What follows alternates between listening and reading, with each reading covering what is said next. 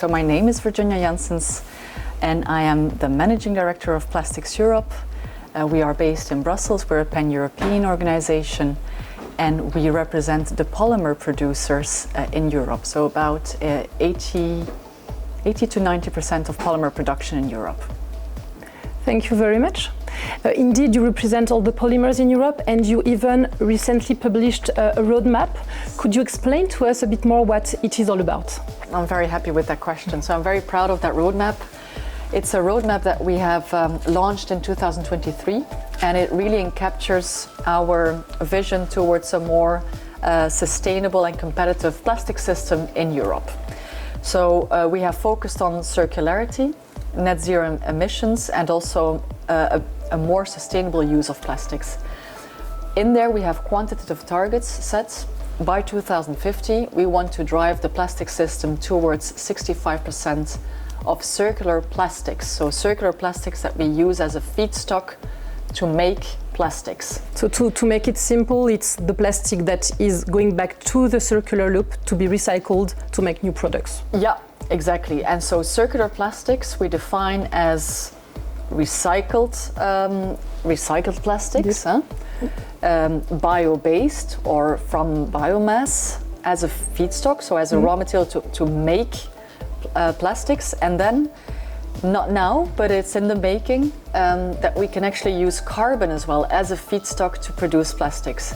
So that means that we have the ambition to move away from fossil-based plastics by 2050, right? So that's what that 65% circular plastics means. And we want to do that in a net zero system as well, where we have no net CO2 emissions anymore. That's the vision. We're not there yet.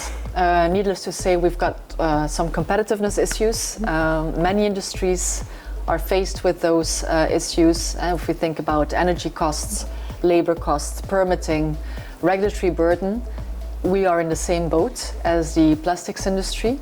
So we need to overcome those immediate challenges.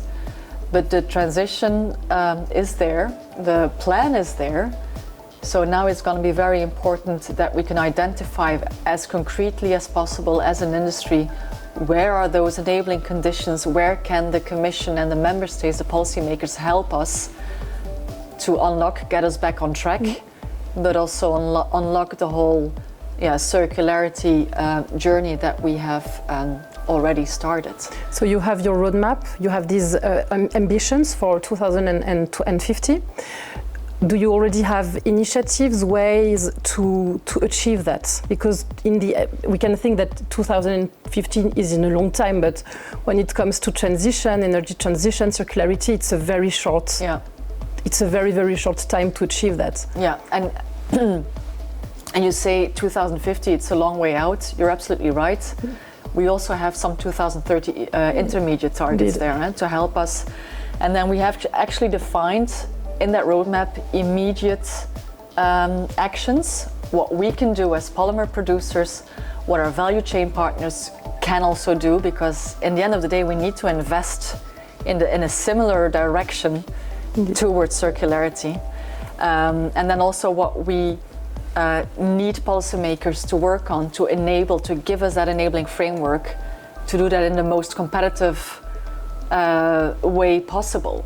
We are not only in Europe, a circular economy is also an international topic, let's say.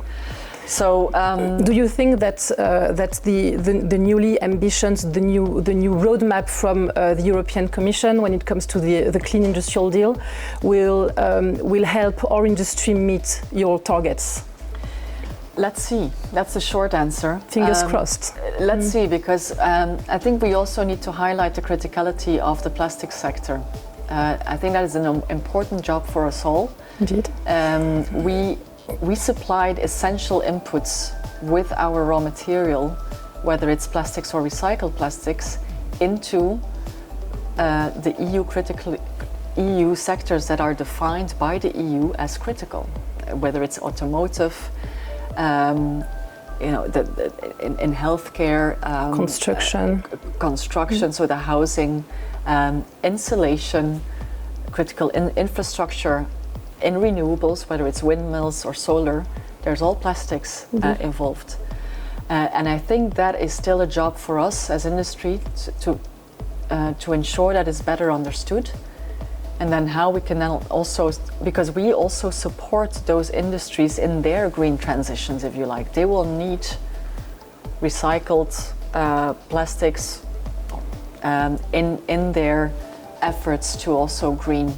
So it's really a combination and a partnership on that level as well. And it's also our role as a representative of our industry, so in my case the EPS industry, but in your case of the plastic polymers, to help them understand what is going on here in Brussels and what are these regulatory frameworks, because it's not always so easy when you're a company located in south of Spain, for instance, to understand that there will be this impact on your business and that these new rules will need to be implemented at some point.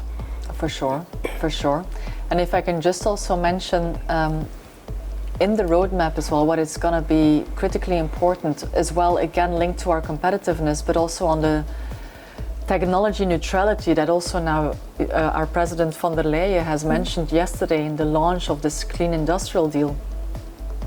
There's no silver bullet solution towards circularity of plastics. And we already see different technologies on the market today. Now you have the very mature technology, which is mechanical recycling, and EPS serves very well under mechanical recycling. You also have, in addition, then chemical recycling on the market, which can offer a solution for the more complex to recycle under, you know, if you have in the building and construction sphere, or where it's really contaminated and really dirty, or with mixed wastes. Mixed products, for instance, such as the glue, or for old buildings you can have some chemicals that are, for instance, not present anymore. Or so it's car parts, the plastic car parts, or what have you, or the home appliances that have plastic. So these are the elements that could actually then be recycled under chemical recycling. But there as well, we will need some enabling frameworks to make sure that chemical recycling can happen in a viable and competitive way in Europe. So it's that, and then of course there's also an element of reuse that we need to take into account, and that will also grow. That is also envisaged in our roadmap. Many companies are also already having reuse systems in the product that they sell every day in Europe. Yeah. So it's indeed I don't want to say a growing trend, but we will see more and more of these types of things. Yeah. For sure, but it's always going to have its limits for now, or at least what we foresee in 2050. But then recycling will be, there's going to be plenty of space for mechanical recycling to grow still, and there's going to be new technologies under mechanical recycling that will also come on the market, so that's going to be great. But also then on chemical recycling will also further scale in the context of our ambition. And then what is really then more on the longer term is the carbon capture utilization, where we can actually use carbon to produce plastics. So that's also a very exciting element there as part of the vision and the roadmap. It's a true innovation. Yeah, so it's a true innovation. So no silver bullet to get us there, and we will have to partner up big time to get us back on track, given the difficulties that we face in Europe. And then let's see where we can get with the transition. But again, this is of course something we launched as Plastics Europe. But we have of course references and actions defined for partners as well.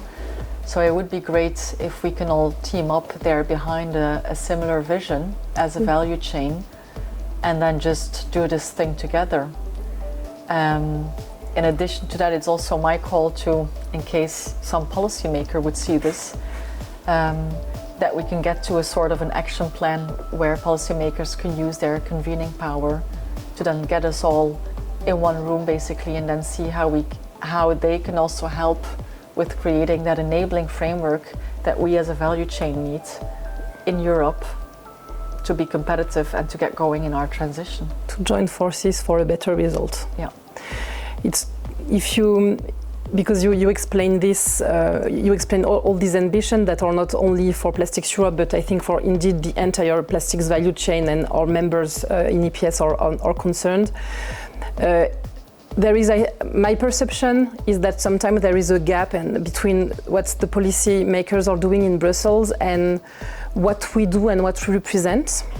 And if you could give them one simple message to this policymaker regarding circularity, regarding innovation, regarding sustainability, all that we have discussed, what would it be? One simple message. Or two simple messages. No, but just let's team up. Let's be partners. And not opponents. Yeah, well, I didn't say that, but let's team up as a value chain, and value chain I mean including consumers, including policymakers, indeed, and do this together, as we're connected. Circularity really means that we're stuck to one another, but that we need to collaborate, as circularity means the entire value chain needs to invest into a similar direction. And we all want to go in the same directions. Yeah. That's also true. So let's see what we can still do. And also, as Ursula von der Leyen also mentioned, on circularity, we can still lead. And I want to take that with both hands and see what we can do for plastics as well. And achieve our roadmap, and that's the intent, that's the wish, and take on or regain our leadership in the circularity ambitions that we have for the plastic system. I agree. Thank you very much. Thank you. Thank you for your time, and I think we're good.